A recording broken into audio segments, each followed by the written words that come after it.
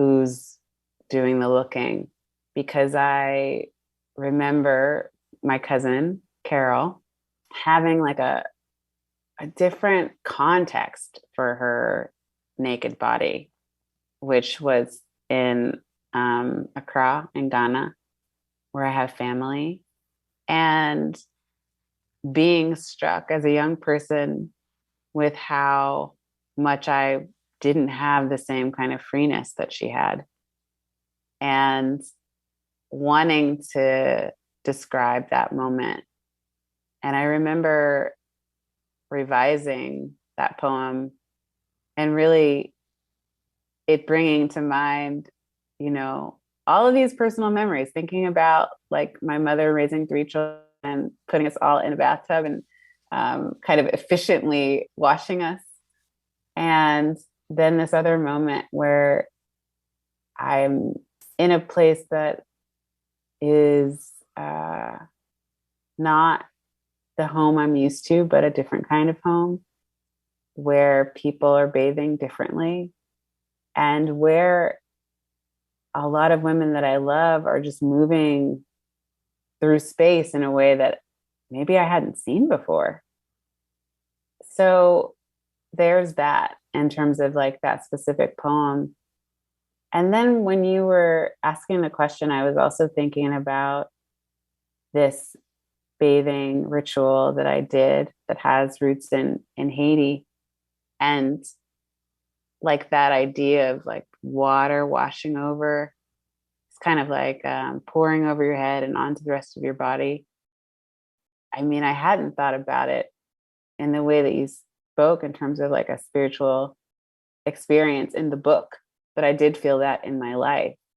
And I do feel like what I want for the women in the book is that kind of like love and baptism in that love and the kind of safety and freedom to feel vulnerable and unafraid and kind of protected. I was hoping you would read for us Lotioning My Mother's Back and Heaven as Olympic Spa. Okay. Lotioning my mother's back. Because she lives alone and my hands reach where hers can't, she asks of me this favor.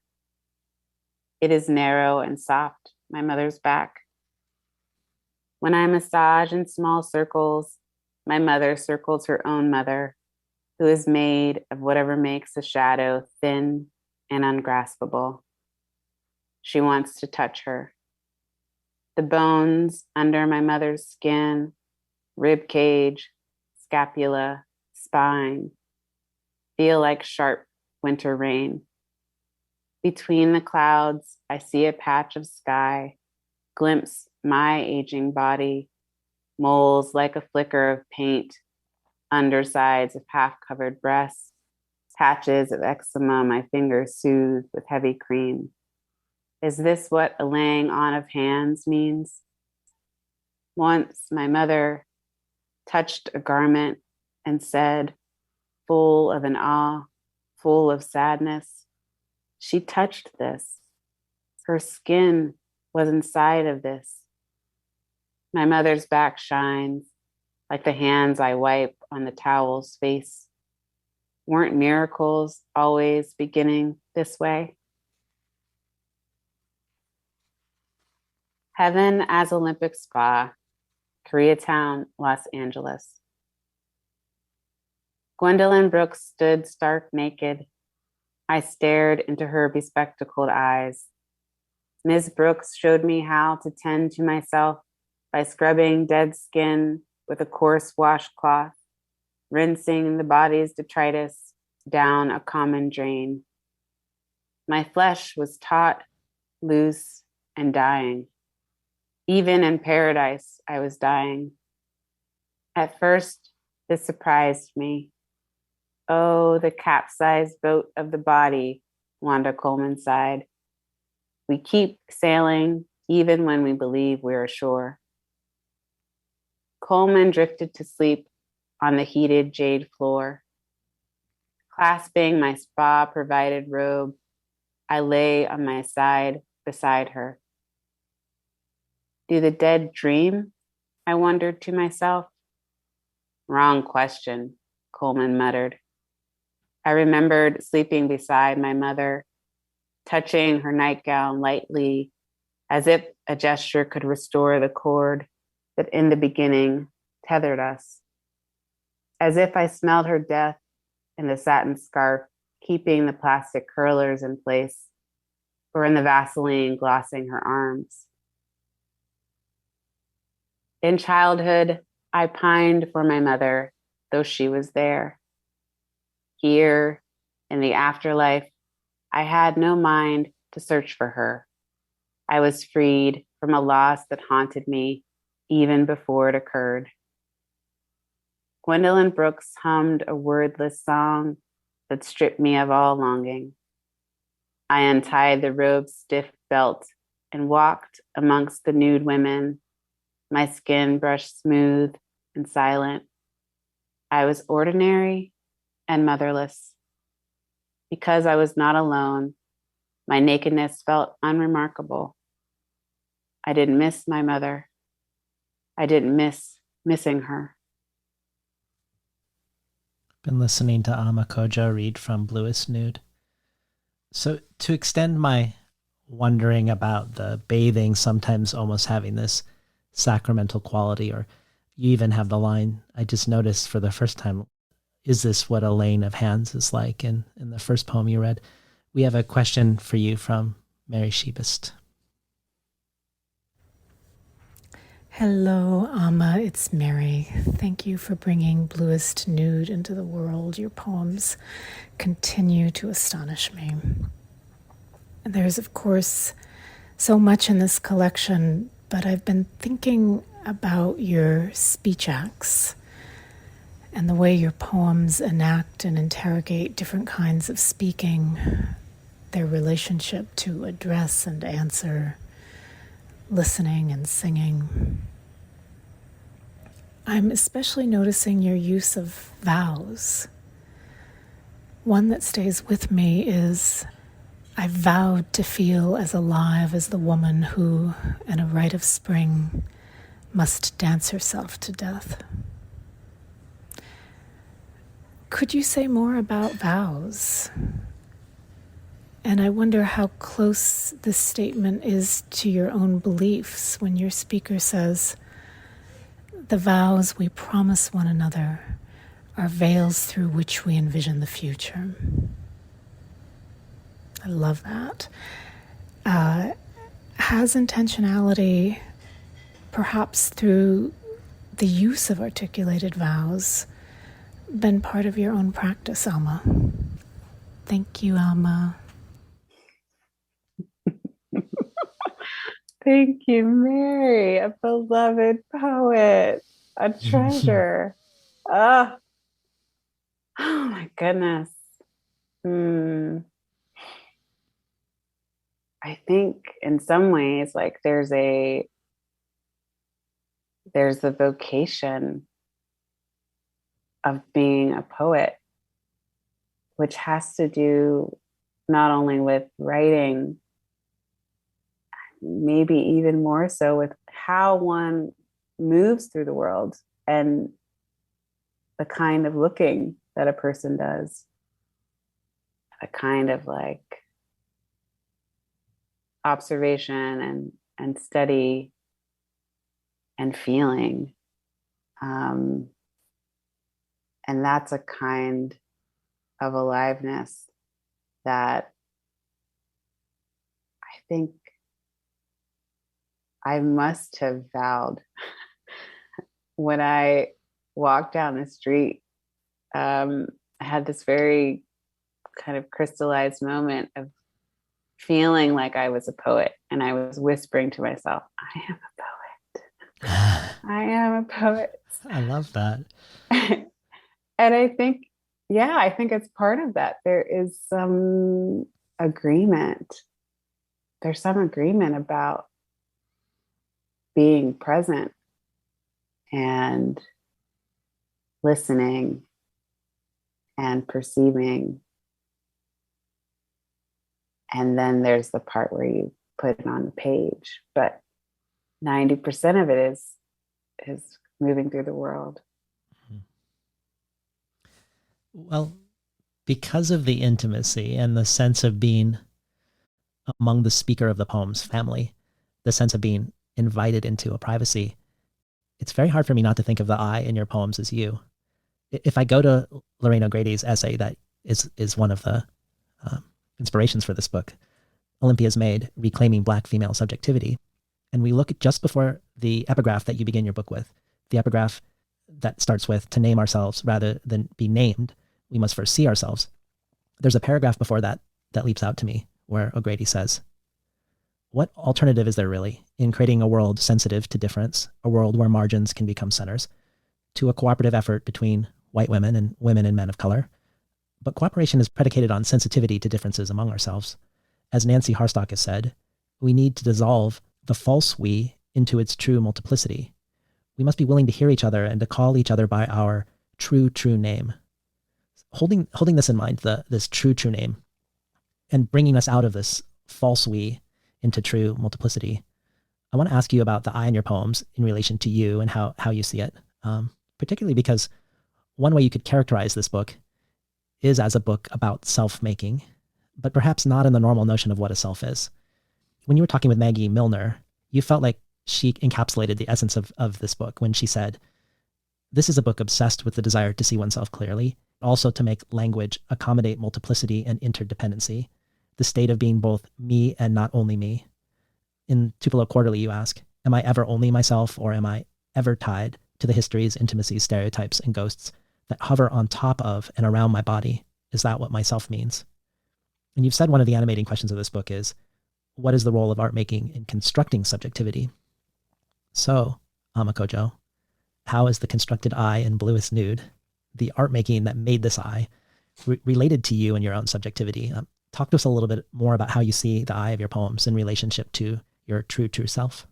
I love that true self. Yeah, I think thinking about it with you, David Naiman, that there's definitely an I in the book that is close to me, that feels like it's mining my own life and personal history.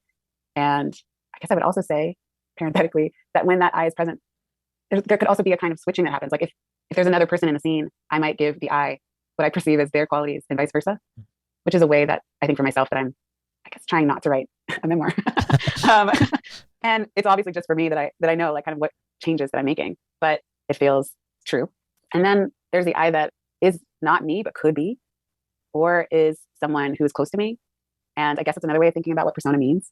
And maybe persona is like another way into this question about the I, because there are so many figures that I inhabit, a lot of them being objects, like pieces of art.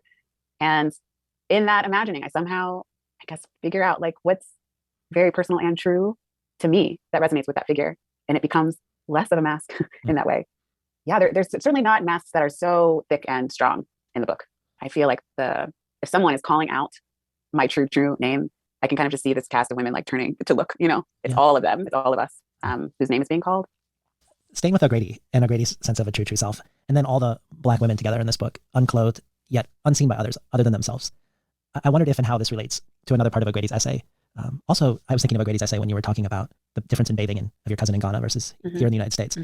She writes about how the female body is not a unitary sign, but like a coin, white on one side and not white on the other, but that the two bodies can't be separated or understood in isolation if one wants to understand the Western construction of the notion of woman. White is what woman is. Not white is what she had better not be. She goes on to say that the not white woman is symbolically excluded from sexual difference, but rather their function is by their chiaroscuro, the shadows that cast the difference of white women into sharper relief. And then she goes on to talk about a book by Sylvia Arden Boone, Radiance from the Waters, that explores notions of feminine beauty in the Mende people of Sierra Leone. Girls who go topless in the village, and even in urban areas, they go bare-breasted in the house, the schoolgirls taking off their dresses when they arrive home. And then O'Grady flash forwards to the descendants brought here, originally in chains, and talks about witnessing Black girls and women of all classes showering and shampooing with their bathing suits on, while beside them their white sisters were naked. She says, quote, perhaps they've internalized and are cooperating with the West's construction of not white women as not to be seen. She then connects this to the legions of Black servants in the shadows of aristocratic portraiture, including Manet's Olympia. These figures meant as two in one, Jezebel and Mammy, prostitute and female eunuch, Quote, when we're through with her inexhaustibly comforting breast, we can use her ceaselessly open cunt. And best of all, she is not a real person, only a robotic servant who is not permitted to make us feel guilty. And she goes on to underscore that she's not talking about the Madonna and the whore, but the castrata and the whore, that Laura's place in Manet's Olympia is outside what can be conceived of as a woman. And the excision of her chaos is what stabilizes the West's construction of the female body. And she gives the example of Judy Chicago's piece from the 1970s called Dinner Party, where 39 places are set at the table, and 36 of those places are set with versions of Chicago's famous vagina, and recognizable slits have been given to figures that O'Grady describes tongue-in-cheek as sex bombs, the figures being Queen Elizabeth, Emily Dickinson, and Susan B. Anthony. And the only black guest represented at the table, Sojourner Truth, receives the only plate inscribed with a face, something Hortense Spillers comments on by saying, the excision of the genitalia here is symbolic castration. Chicago not only abrogates the disturbing sexuality of her subject, but also hopes to suggest that her sexual being did not exist to be denied in the first place. I've included too much here already, and this is only as it scratches the surface of this essay, but thinking about construction of a black female subjectivity in your work, and the ways that O'Grady is dealing with nakedness in Sierra Leone versus in the American locker room, I guess I was wondering if this brings up any further thoughts, and if you could just more generally speak more about O'Grady's project in relationship to yours.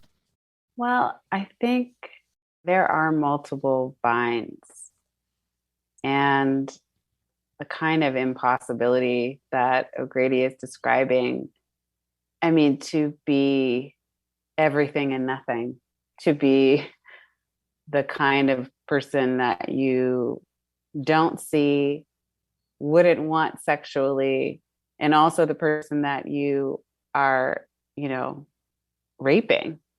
Like, Right. there's so many contradictions that are kind of inherent in the way that Black women have been figured and like kind of shaped and presented, that it does boggle the mind.